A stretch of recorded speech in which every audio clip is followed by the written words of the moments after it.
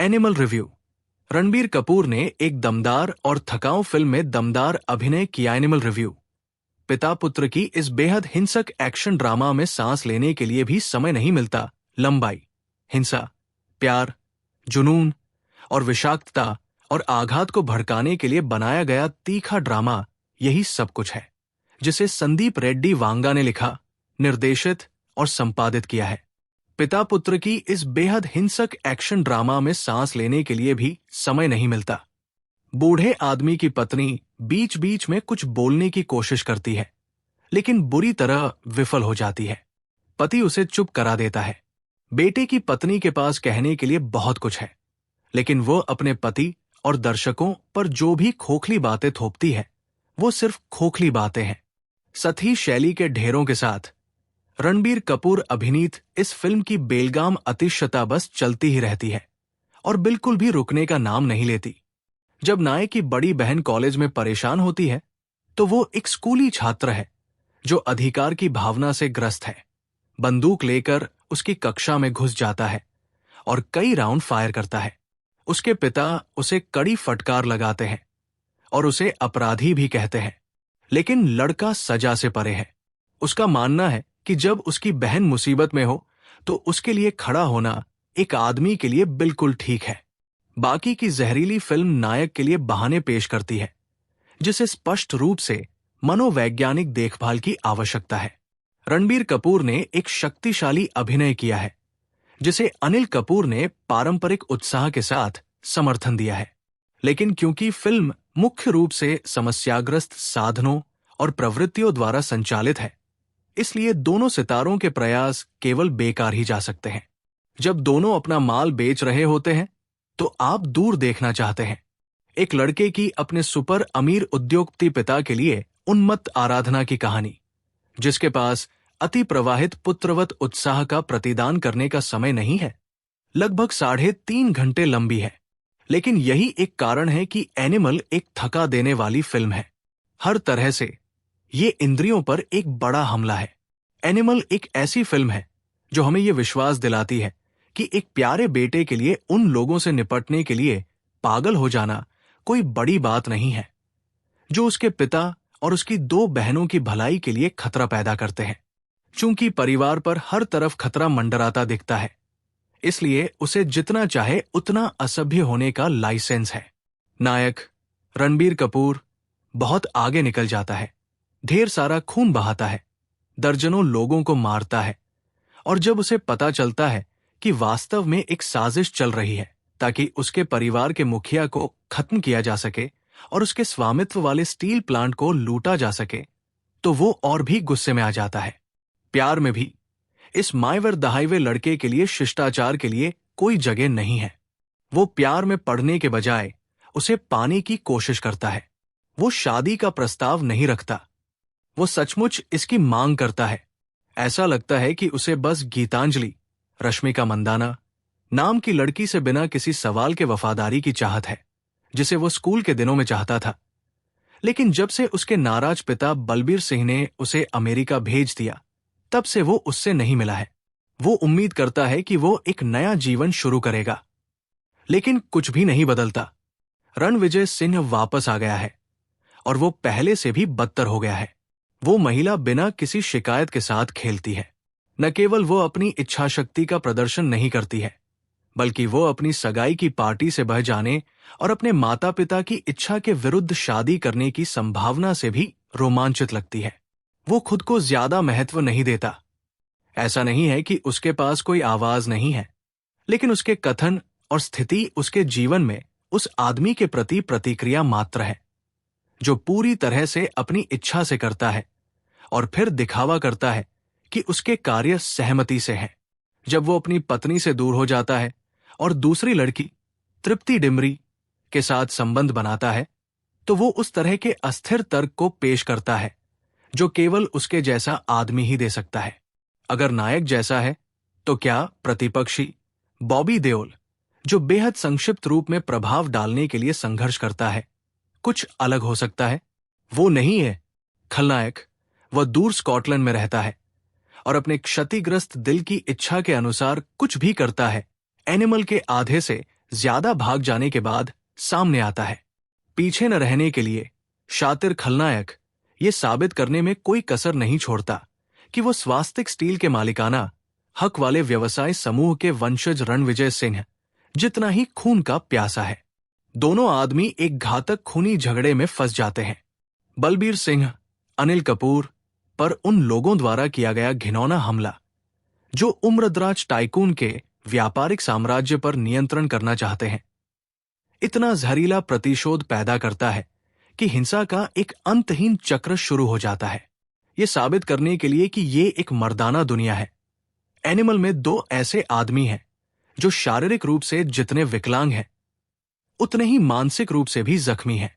एक व्यक्ति स्वाद और गंध की सारी संवेदना खो देता है और 6 गोलियों के घाव लगने के बाद सुनने में असमर्थ हो जाता है, जिससे उसका दिल टूटने की कगार पर पहुंच जाता है। दूसरा बोल नहीं सकता। वो एक भाई की मदद से संवाद करता है जो सांकेतिक भाषा दुभाषिया के रूप में काम करता है। जब दोनों आदमी चरमोत्कर्ष पर आमने सामने होते हैं, ये वैसा ही है जैसा इस तरह की प्रतिशोध गाथाओं में आमतौर पर होता है। हवाई पट्टी के टरमैक पर मंचित। अगर आपको लगता है कि युद्धरत जोड़े को जिन शारीरिक कमियों से जूझना पड़ता है उन्हें इस बात का रूपक माना जाना चाहिए कि उनके जैसे पुरुषों में क्या कमी है, तो इस विचार को त्याग दें। नायक जो कुछ भी करता है ताकि वो अपनी राह पर चल सके, उसके पीछे एक घिनौना औचित्य होता है। एनिमल दर्शकों से पूछता है कि एक आदमी की अपने विचलित पिता का ध्यान आकर्षित करने की इच्छा से बड़ा और क्या मकसद हो सकता है। अगर इस निराशाजनक और थकाऊ फिल्म से कुछ भी सीखा जा सकता है तो वो है बैकग्राउंड म्यूजिक। अनावश्यक रूप से खूनी एक्शन दृश्यों के साथ साउंड ट्रैक पर मराठी, पंजाबी जैसे लोकगीत है। एक एक्शन सीन में सीटी की धुन है, दूसरे में एक तार वाले वाद्य पर एक टुकड़ा बजाया गया है। दुर्भाग्य से संगीत वो आखिरी चीज है जो एनिमल आपको छोड़ती है जब आप थिएटर से बाहर निकलते हैं और सोचते हैं कि आखिर इतना शोर क्यों मचा हुआ है। ढालना: रणबीर कपूर, रश्मिका मंदाना, बॉबी देओल, अनिल कपूर, तृप्ति डिमरी, शक्ति कपूर। निर्देशक: संदीप रेड्डी वांगा। गदर 2 समीक्षा: ये फिल्म पुरानी यादों को ताजा करती है जिसे मूल फिल्म के 2 सबसे लोकप्रिय गीतों घर आजा परदेसी और मैं निकला गड्डी लेके की याद दिलाकर और भी मजबूत किया गया है। निर्माता निर्देशक अनिल शर्मा अभी भी उसी मोड़ पर अटके हुए हैं जिस पर उनका करियर 22 साल पहले पहुंचा था। 2001 में आई गदर के सीक्वल के हर फ्रेम में उनकी सिनेमाई संवेदनशीलता साफ झलकती है।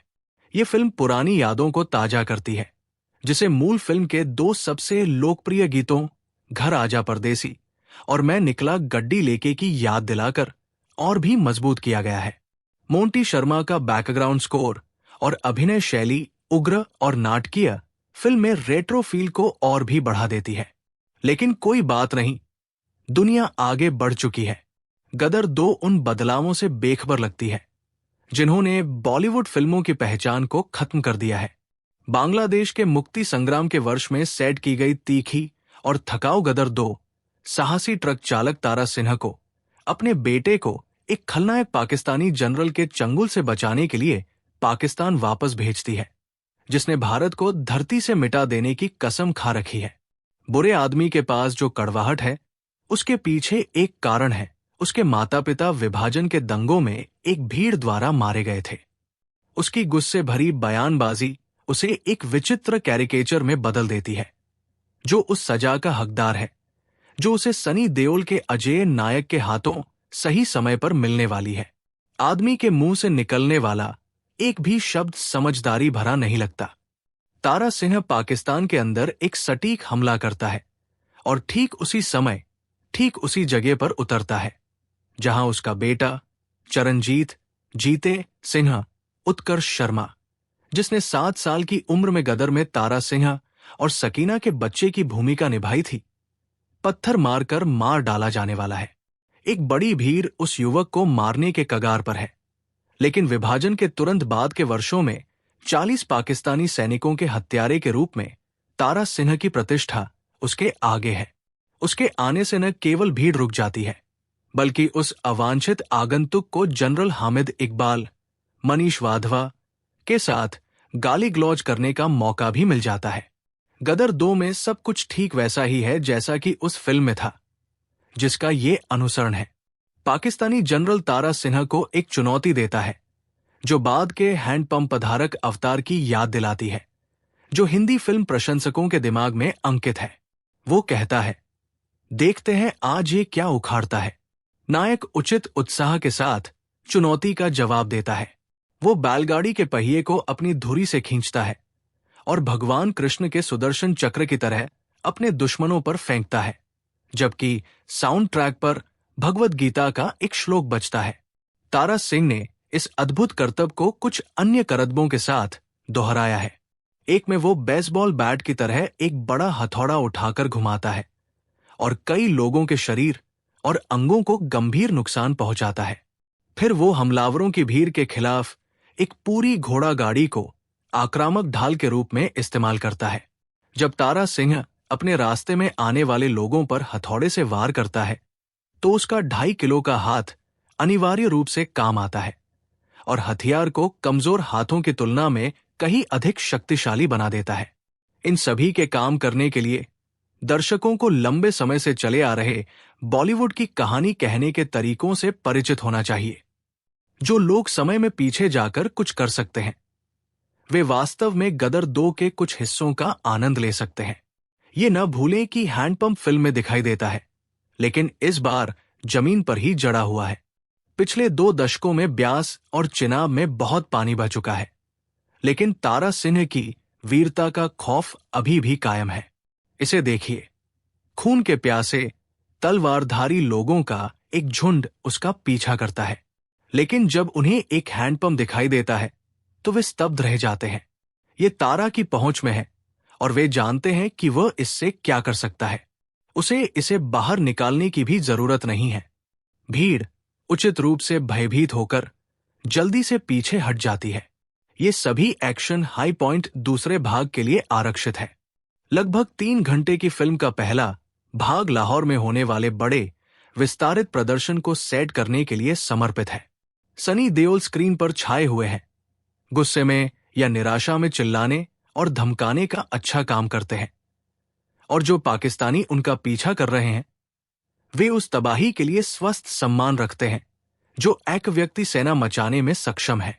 थोड़ा पीछे हटते हुए जैसे ही युद्ध के बादल सीमा क्षेत्र में छा जाते हैं, जहां तारा अपनी पत्नी अमीषा पटेल और अपने बेटे के साथ रहता है। लड़का कक्षाओं से भाग जाता है और चुपके से सोहनी महिवाल के एक थिएटर प्रोडक्शन के लिए रिहर्सल करता है। उसका दिल एक फिल्म अभिनेता बनने पर लगा हुआ है। उसके पिता को यह बिल्कुल भी मंजूर नहीं है।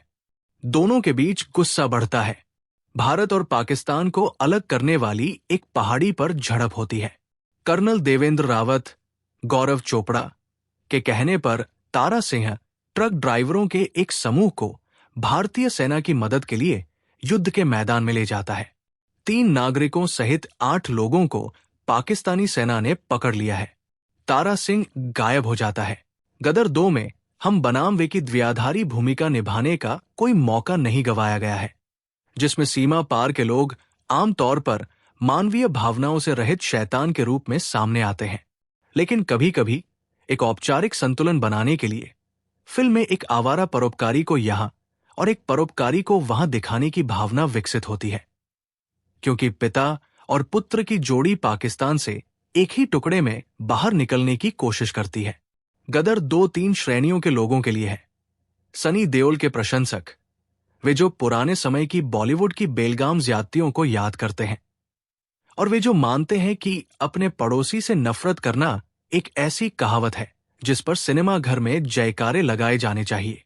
फिल्म में उन सभी को खुश करने के लिए पर्याप्त है। और फिर कुछ कास्ट: सनी देओल, अमीषा पटेल, उत्कर्ष शर्मा, मनीष वाधवा, गौरव चोपड़ा, लव सिन्हा, सिमरत कौर। निर्देशक: अनिल शर्मा,